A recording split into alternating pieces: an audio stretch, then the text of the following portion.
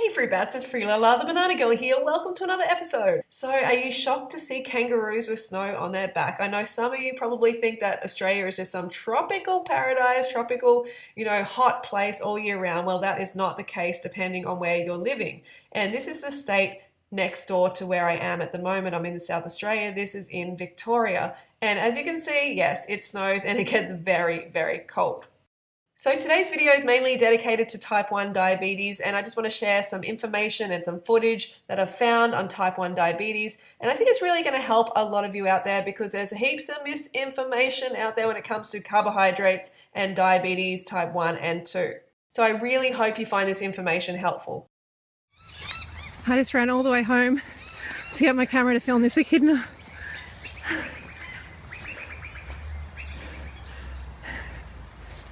Where is he, Vicky? Little spiky creature.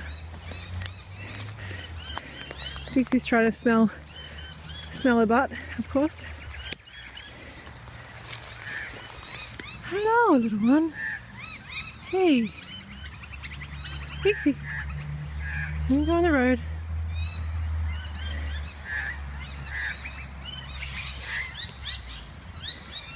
Look at this little face.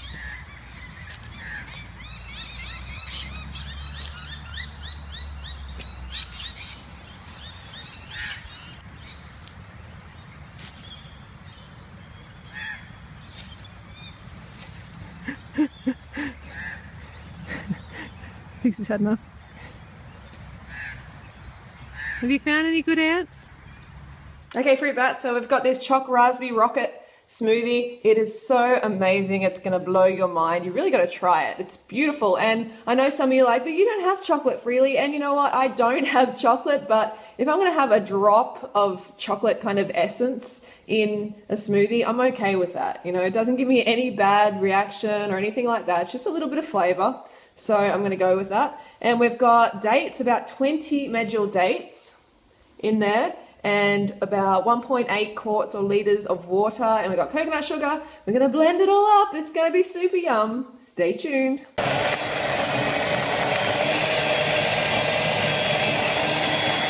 Okay, anybody else excited for a taste test? This is looking amazing. Okay, time for a little tester.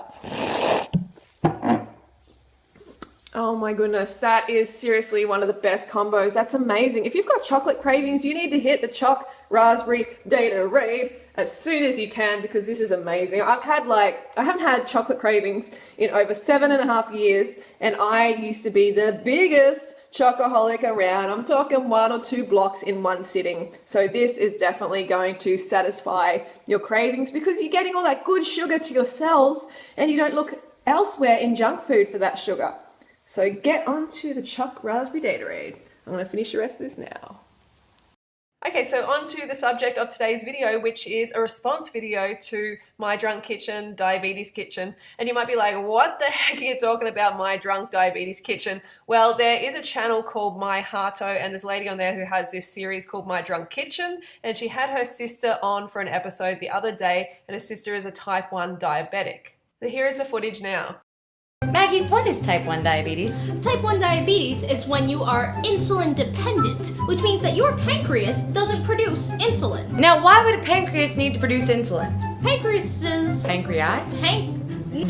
Those things need to make insulin so that your cells can take in all of the carbs that you're eating and convert it into energy so that your body doesn't die.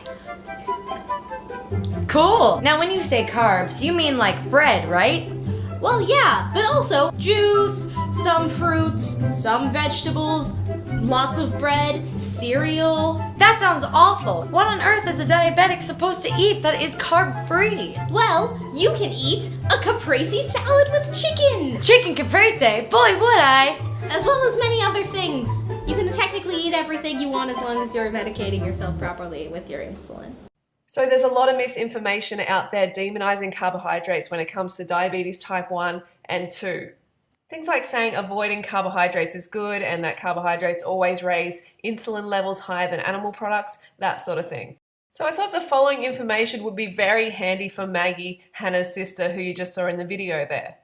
A study published in the American Journal of Clinical Nutrition by the Department of Biochemistry at the University of Sydney, Australia, found that beef raised insulin levels more than white pasta and that fish raised them more than whole grain bread. When compared with rises in glucose levels, beef raised insulin levels 27 times higher than brown rice did.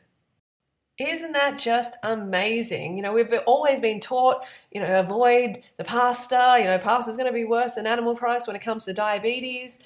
You know what? There's a lot of misinformation out there, and you really have to do your own research. And I've got a little bit of a segment here from Neil Bernard. He has a book called Reversing Diabetes, and he presents a scientifically proven method of reversing type 2 diabetes and managing type 1 diabetes on a high-carb vegan lifestyle.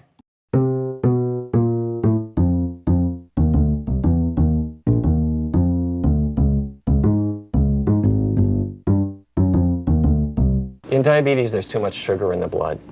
And up until now, people with diabetes have said, well, too much sugar in my blood, don't eat sugar. Well, we reasoned that in countries like China, Japan, Thailand, Cambodia, where it's a very high carbohydrate diet but a very low fat diet, given that they have the lowest diabetes rates in the world, we thought it's not carbohydrate. The problem has to do with fat. Those fats get into the cells, that causes that insulin resistance, so the diet should be getting the fat out of the cells so insulin can work again. Type 2 diabetes used to be called adult onset. The problem is that the insulin, which is this hormone that acts like a key to let the sugar out of the blood into the muscle cells, where it can power your movements, that insulin key isn't working very well. Starting in 2003, the US government funded my team to test a totally vegan diet. I'm talking about no animal products at all, but it wasn't a low-carb diet at all. People could eat rice and pasta all they wanted, and it worked dramatically well, better than a more conventional diabetes diet. People lost weight, their blood sugars came down, their cholesterols fell, and oddly enough, they found it easier to follow this kind of diet because we didn't make them count calories. They could eat as much as they wanted. Type 1 diabetes used to be called childhood onset. The cells that make insulin are dead. And so if a person already has type 1 diabetes, if you put them on a healthy vegan diet, that will reduce the likelihood of complications. There are researchers who now believe that one of the big triggers for type 1 diabetes is dairy products. It turns out that proteins in cow's milk, the body recognizes them as foreign proteins. The body makes antibodies to destroy them. Those same antibodies then destroy the insulin-producing cells in the pancreas. And there's a major study right now that's nailing down whether, if kids are breastfed and they are not given a cow's milk protein at all during infancy, that we might be able to reduce the risk of type 1 diabetes. The evidence so far says that's exactly right.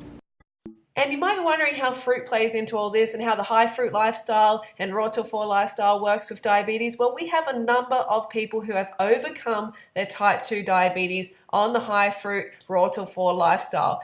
And we also have type 1 diabetics who are thriving on this lifestyle. Next up, I'm going to introduce you to my friend Robbie, who I met last year in New York City. He is a type 1 diabetic and he's been thriving on the high fruit lifestyle for years and years. So I just wanted to show you a day in his life when it comes to insulin and fruit and how he manages his type 1 diabetes.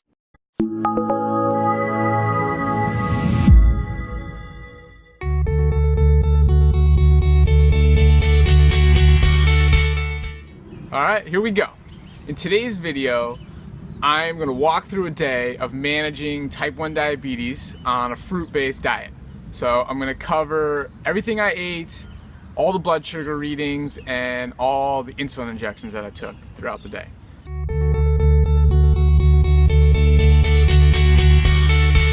At 8:45 a.m., I woke up and my blood sugar was 113. So we're off to a pretty good start. I drink some water, I head outside, and I start a workout at 9:15. I did a 30-minute P90 X3 workout. After the workout at 9:45 a.m., my blood sugar was 138, so it went up a little bit. That's expected. No worries. I took 10 units of Humalog insulin, and 1 unit was for a correction, and 9 was for my breakfast. And then I waited 30 minutes to eat my breakfast. So I went home, I prepared the food, and then I biked to work. So I started eating at 10:15, so that's 30 minutes after I took the insulin. That's really important for following a fruit-based diet for type 1 diabetics. So I always wait at least 15 minutes, or at least I try to always wait 15 minutes. And then if the blood sugar is a little bit high, I give it some more time. So in this case, I took 30 minutes. Lunch was amazing. The jackfruit I prepared the night before, it was just really good. I love jackfruit. And I had 295 carbs. So that is a 1 to 33 insulin to carb ratio. And at 12 o'clock, my blood sugar was 141. So that's off a little bit. I took 1 unit of Humalog for a correction. And at 120, that brought my blood sugar down to 96. So at that time, I took my insulin for lunch, which was 9 units of Humalog for a ridiculously amazing lunch. Every meal is amazing. It's like dessert on this diet. Every meal.